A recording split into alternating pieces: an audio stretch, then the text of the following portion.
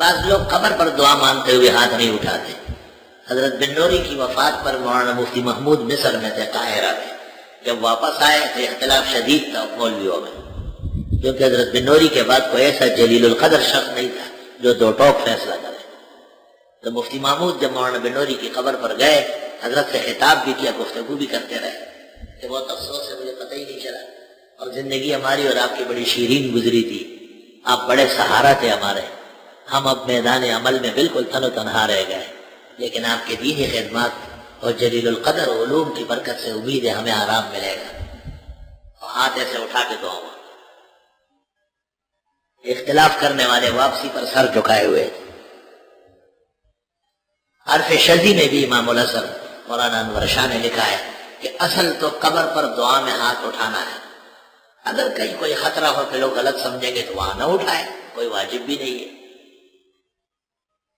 اسی طرح تعزیت میں اگر ہاتھ اٹھانے سے کسی مفسدہ کا اندیشہ ہے تو ترک کر لیں، لیکن اصل مسئلہ محفوظ رہے.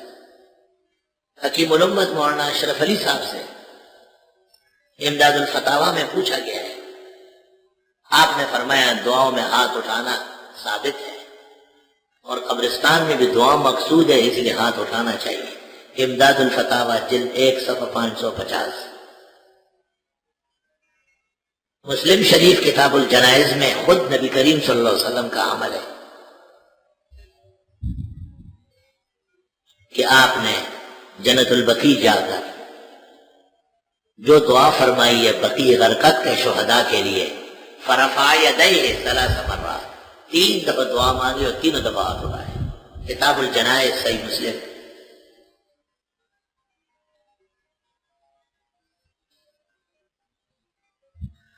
لا الہ الا اللہ. کتاب الجنائز فتح الباری، حافظ ابن حجر نے ایک صحابی کی تدفین کے بعد اسی دوران رسول کریم صلی اللہ علیہ وسلم کی دعا برفع الیدین لکھی ہے. یہ عبارت میں نے مفتی رشید کو بھیجی تھی، چنانچہ احسن الفتاوی جلد 4 جدید میں رجوع لکھا ہوا ہے.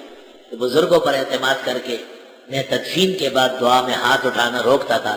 اب ایک کرم فرما کی اطلاع پر فتح الباری شرح بخاری کے حوالے سے صحیح اور صریح روایت مل گئی، لہذا سابقہ موقف سے رجوع کرتا ہوں اور تدفین کے بعد قبر پر دعا میں ہاتھ اٹھانے کو مستحب مانتا ہوں.